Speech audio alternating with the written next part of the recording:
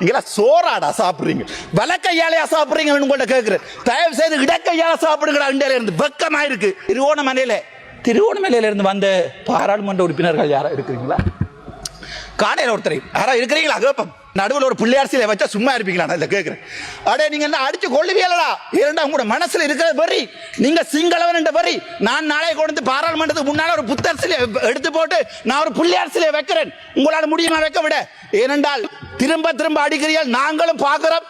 ஆனால் நாங்கள் ஒன்று மட்டும் சொல்றேன், கடைசி தமிழன் பால் குடிச்சா கடைசி தமிழன் இருக்கும் வரைக்கும் வடக்கு மாநிலத்தில் ஒரு ஓட்டு உங்களுக்கு விழாது. பக்கத்து வீட்டுக்கு பிறந்தவனால மட்டும்தான் உங்களுக்கு ஓட் போடு. சோறாடா சாப்பிடுறீங்க கேட்கிற அளவுக்கு எங்களுடைய தமிழ் மக்கள் உங்களை வடக்கு மாநிலத்தில் பார்த்துக் கொள்வார்கள். நீங்கள் கடைசியாக சுட போவது ராமநாதன் அர்ச்சுனாவை. இந்த மாதம் கார்த்திகை மாதம் என்பது மாவீரர்களுடைய குருதியால் நனைந்த அந்த மண்ணை எங்களுடைய மழை தன்னால் முடிந்த வரைக்கும் கழுவுகின்ற மாதம். இப்போது யாழ்ப்பாணத்திலே மழை படுமோசமாக பெய்து கொண்டிருக்கிறது. எங்களுடைய தெய்வங்களுடைய வித்துடல்கள் அங்கே இப்போது குளிர்விக்கப்பட்டு கொண்டிருக்கிறது. இன்றைய தினம் தமிழினத்திற்காக தன்னுயிர் தந்த தியாக சிறகுகள் எதிரிகளால் அவர்கள் தோற்கடிக்கப்படவில்லை, அவர்கள் எண்ணத்தை எரியூட்ட தூண்டுகிறார்கள். மாவீரர்கள் கல்லறையில் புதைக்கப்படவில்லை, எங்களின் கனவுகளில் விதைக்கப்படுகிறார்கள் என்ற உசாய் மணியினுடைய கவிதையோடு இந்த ஸ்பீச்சை ஆரம்பிக்கலாம் என்று நான் நினைக்கிறேன். எனக்கு மிகவும் கவலையான விடயம், நான் ஒரு தமிழனாக இருந்து கொண்டும் சிங்கள மக்களால் அதிகமாக இன்று வரை நேசிக்கப்படுகின்ற ஒரு தமிழனாக இந்த பாராளுமன்றத்தில் இருக்கிறேன் நான் பெருமைப்படுகிறேன். என்றால் நான் மனதில் பட்டவற்றை நேரடியாக கதைப்பதற்கு. இன்றைய தினம் எங்களுடைய 323 கண்டெய்னர் கள்ளன் என்று சொல்லப்படுகின்ற ஒருவர், உங்களுக்கு தெரியும் யாரென்று, இன்றைய தினம் வந்து சொல்லியிருக்கிறார். தேசிய தலைவரும் 44,000 போராளிகளும் வடக்கு மாகாணத்தில் குடுவித்தார்கள் என்ற ஒரு கதை ஒன்றை இன்றைக்கு சிங்களத்தில் சொல்லியிருக்கிறார். இவர் சிங்களத்தில் சொல்லி தப்பிக்கலாம் நினைக்கிறார். ஆனால் சிங்களமும் தமிழும் சரளமாக பேச தெரிந்த எனக்கு அது விளங்கினது. அதனுடைய வீடியோவை நீங்கள் பார்ப்பீர்கள் வெகு விரைவில். மிகவும் கவலையாக இருக்கின்றால் இவர்கள் சொல்லிக் கொண்டு வந்தவர்கள் எப்படி, நாங்கள் எல்லாம் சிங்கள பிரபாகரன் என்று சொல்லிக் கொண்டு வந்தவர்கள் தான் இந்த அனுரகுமார் நாயக்கத்தினுடைய அரசாங்கம். எங்களுடைய மக்களும் அப்படியே பொய்களை உண்மை என்று நம்புகின்ற ஒரு சமூகத்தை சேர்ந்தவர்கள் நாங்கள். ஆகவே எங்களுடைய சமூகம் அள்ளுகொள்ளையாக நம்பியது. இதுக்குமோ சிலவிட இவருமே போராட்டத்தை நோக்கி போராடியவர் என்று நினைத்து எங்களுடைய சமூகம் விட்ட வரலாற்று தவறு இந்த என்பிபி அரசாங்கத்துக்கு வாக்கு போட்டது. ஆனால் இன்றைய தினம் சிங்களத்திலே எங்களுடைய தேசிய தலைவர் வடக்கு கிழக்கை ஆண்ட போது ஒரு சிங்களவன் அவன் தன்னுடைய ஒரு போட் கூட வரையலாது அடிச்சு புதைச்சினாங்க அந்த கடல்ல குடுவித்தேன்னு சொல்லேகல்ல. ஒரு தமிழ் மனுஷனா வெக்கப்படுறேன், ஒரு தமிழனா என்னுடைய வடக்கு மாநிலத்தில் இருந்து போட்டப்பட்ட ஒவ்வொரு வாக்குக்கும் இந்த பிமல் ரந்தாயகருடைய நெஞ்செல்லாம் எரியுது. நான் உங்களுடைய போர் வீரர்களை நீங்கள் செபலியோ என்று சொல்லுகின்ற போது ரணவிருவோ என்று சொன்ன தமிழன் நான். ஏனென்றால் ஆயுதம் ஏந்தி என்னோட இருக்கிறார்கள், ஆயுதம் ஏந்தி போராடியவர்கள் உயிரை துச்சமாக மதித்த தெய்வம். அதற்கு மேல ஆனால் வெக்கமாக இருக்கிறது ஒரு கூட்டம் வந்து சொல்லுமாக இருந்தால் என்னுடைய தேசிய தலைவரை போராட்டவாதி என்று சொல்லுமா இருந்தா கவலையா இருக்கு. நீங்களும் ஒரு போராடின சமூகம், உங்களுடைய ஆயுதம் தூக்கின 1000 பேர் இருக்கிறீர்கள், வெக்கமா இல்லையா? சோறாடா சாப்பிடுறீங்க என்று கேட்கிற அளவுக்கு எங்களுடைய தமிழ் மக்கள் உங்களை வடக்கு மாநிலத்தில் பார்த்துக் கொள்வார்கள். நீங்கள் கடைசியாக சுட போவது ராமநாதன் அர்ச்சுனாவை. அது எனக்கு நன்றாகவே தெரியும். இன்றைக்கு கூட செக்யூரிட்டி ரிஸ்க் என்று சொல்லி அறிவித்திருக்கிறார்கள். எனக்கு அது பிரச்சனை இல்லை. ஆனால் மிகவும் கவலையா இருக்கு. நீங்கள் யாரை குரல் இல்லாத ஒரு இனத்தை, ஒரு தமிழ் பேசுகின்ற குரல் இல்லாத இனத்தை நீங்கள் அடக்குகிறீர்கள் என்று நினைக்கும் போது மிக வெக்கமாக இருக்கிறது. நாங்கள் இனவாதம் இல்லை என்று இந்த வரைக்கும் இதில் இருக்கிற எதிர்கட்சியில் இருக்கிற பாராளுமன்ற உறுப்பினர் தமிழனா இருந்தாலும் சரி, முஸ்லிமா இருந்தாலும், நீங்கள் பால் குடித்து வளர்ந்த குழந்தையா இருந்தால், நாய்ப்பால் குடிக்காமல் உங்களுடைய அம்மாவினுடைய பாலை குடித்து வளர்ந்தவனாக இருந்தால், புத்தளத்திலே மக்கள் தினமும் அழுகிறார்கள், திருவோணமையிலே மக்கள் அழுகிறார்கள். நான் ஜாழ்ப்பாணத்தில் இருந்து வந்தவன், நான் ஜாழ்ப்பாணத்தை பற்றி தான் கதைக்கணும். என்றோ ஒரு நாள் நான் சகல இனத்தை பற்றி கதைப்பேன். இன்றும் என்னால் சிங்கள மண்ணில் போய் வாழ முடியும். ஆனால் உங்கள் ஒருவனால் வந்து வடக்கு மாநிலத்தில் வாழ முடியுமா? இயலாது. ஏனென்றால் நீங்கள் முழு இனவாதிகள். வெக்கப்படுகிற என்னுடைய தேசிய தலைவர் நீங்கள் ஒரு குடு வியாபாரி என்று சொன்னதுக்கு இந்த முகத்தோட ஜாழ்ப்பாணம் வருவீர்கள். இதுல இருக்கிற ஓடினம் தீவிரமைத்தி கடல் அமைச்சர் எழும்பி ஓடுறார், பிமல் ரத்நாயக்க எழும்பி ஓடுறார். வெக்கமா இல்லையா?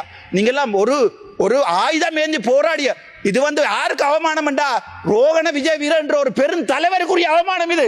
அவர் கொண்டே இந்த கனத்த மயானத்தில் எரிக்கப்படும் போது உங்களை மாதிரி எல்லாம் வந்து காருக்கும் பஸ்ஸுக்கும் ஓடித்திருவாங்க நினைச்சிருந்தா அந்த மனுஷன் போய் எங்காவது வெளிநாட்டில் வாழ்ந்திருக்கும். உங்களை மாதிரியான மனுஷர்கள் வந்து இந்த பாராளுமன்றத்தில் ரோகண விஜயவீரனுடைய பேரை கெடுப்பீர்கள் தெரிஞ்சிருந்தா அந்த மனுஷன் பிள்ளை ஊட்டியோட போய் வேற எங்கேயாவது வாழ்ந்திருக்கு. அப்படிப்பட்ட கேவலமான வெக்கமா இல்லையா உங்களுக்கு? ஒரு கணம் ஜோதிச்சு பாருங்க. ஒரு இனத்தை காத்த தமிழன், ஒரு இனத்தை காக்க போராடிய தேசிய தலைவர் வேலுப்பிள்ளை பிரபாகரன் இந்த வரைக்கும் ஒரே ஒரு தமிழன் நான் இதில் என்று சொல்லிக் கொண்டிருக்கிறேன். எனக்கு என்னுடைய தலைவன் கடவுள் கடவுள் கடவுள். நீங்கள் என்ன சுட்டாலும் கொன்றாலும் புதைத்தாலும் என் சாம்பல் எழும்பி சொல்லும் என்னுடைய தேசிய தலைவர். வெக்கமா இல்லையாடா உங்களுக்கு? எங்களுடைய வாக்குகளான பாராளுமன்றம் வந்து நீங்கள் வடக்கு மாடு என்னுடைய தலைவரை குடுவித்தவன் என்று சொல்ல உங்களுக்கு மனம் பெறுது. கொஞ்சம் ஜோதிச்சு பாருங்க. அந்த புத்தளத்திலே கொண்டே குப்பையை போடுறீங்க. என்எச்எஸ்எல் கொழும்புல இருக்கிற என்எச்எஸ்எல் குப்பையை கொண்டு அந்த புத்தள மக்களுக்கு போடுறீங்க. புத்தளத்தில் இருந்து வந்திருக்கிற எம்பி இந்த ஆறாவது ஒரு தமிழன் ஒரு முஸ்லீம் தமிழ் பேசுகின்ற ஆறாவது சொல்லேலுமா புத்தளத்தில் குப்பையை போட வேண்டாம் உங்களுடைய அரசாங்கத்துக்கு. நான் தமிழனாக இருக்க ஆசைப்படுறேன். நான் தமிழ் பேசுகின்ற முஸ்லீம் இனத்தை என்னுடைய தேசிய தலைவர் என்று ஒரு நாள் பாதுகாப்பாக வடக்கு மாநிலத்திலிருந்து வெளியேற்றி இருந்தால் அது நீங்கள் பிழை என்று நினைத்தால் அதற்காக மன்னிப்பு கேட்கறதுக்கு நான் தயாராக இருக்கிறேன். உங்களுக்கு விருப்பமாக இருந்தால் என்னை கொள்ளுங்கள். நான் அதை சிங்களத்திலே சொல்கிறேன். அவசரப்பட வேண்டாம். அதை விட திருவோணமலையில இருந்து வந்த பாராளுமன்ற உறுப்பினர்கள் யாரா இருக்கிறீங்களா? காணையில் ஒருத்தர் யாரா இருக்கிறீங்களா? கேப்பம் எங்க உங்களுடைய அருள் ஏமச்சந்திர அடே எங்களுடைய இனம் பாவம். நாங்கள் என்ன பாவம் செய்த நாங்கள் உங்களுக்கு? நாங்கள் ஆயுதம் எடுத்து போராடியது நீங்கள் எங்களை அடி கேட்க. நாங்கள் ஆயுதம் எடுத்து போராடியது, நாங்கள் ஆயுதம் எடுத்து எங்களுடைய தமிழீழம் என்ற நாட்டை 30 வருடமாக கட்டியது நீங்கள் எங்களை கேம்பஸுக்கு போடா பண்ணிக்கல. டிஸ்ட்ரிக்ட் கோட்டா என்ற ஒன்றை நீங்கள் இல்லாம பண்ணி, நீங்கள் பெரிட் என்ற ஒன்றை இல்லாம பண்ணி டிஸ்ட்ரிக்ட் கோட்டா கொண்டு வந்த போது 1970 இருந்து எனக்கு வரலாறு தெரியாது. வரலாறு தெரிந்தவர்களுடைய பிள்ளைகள் பக்கத்தில் இருக்கிறார்கள். இன்று வெக்கமே இல்லாமல் கஜேந்திரகுமார் பொன்னம்பலத்தினுடைய பேரை உச்சரித்து எங்களுடைய பிமல் ரத்னாயக சொல்றார் வடக்கு மாநிலத்தில் இருக்கிறவன் முழுக்க இனவாதி என்று. நாங்கள் இனவாதி இல்ல. நீங்க கட்டினது கோயில் என்னுடைய. நான் ஒரு நாள் எங்களுடைய கஜேந்திரகுமார் பொன்னம்பலத்தோட கூட சண்டை பிடிச்சேன். நான் இந்த வரைக்கும் சண்டை பிடிக்கிறேன். உங்களுடைய கோயிலை கட்டினது முழு தவறு என்றால் அது என்னுடைய உறவுகள் இருக்கிற ஒரு காணியில. ஆனால் நான் சொல்றேன் என்ன மினவாதம் போட்டு நான் கஜேந்திரகுமார் நிப்பாட்டுவோம். ஆனால் இப்போது நினைக்கும் போது சரி என்று படுகிறது அவர்கள் செய்கிற வேலை. என்றால் அவர்கள் 20-30 வருஷம் அரசியல் இருந்தவர்கள். அவர்களுக்கு நன்றாக தெரியும் இந்த பேரினவாத அரசாங்கம் என்ன செஞ்சாலும் மாறாதண்டு.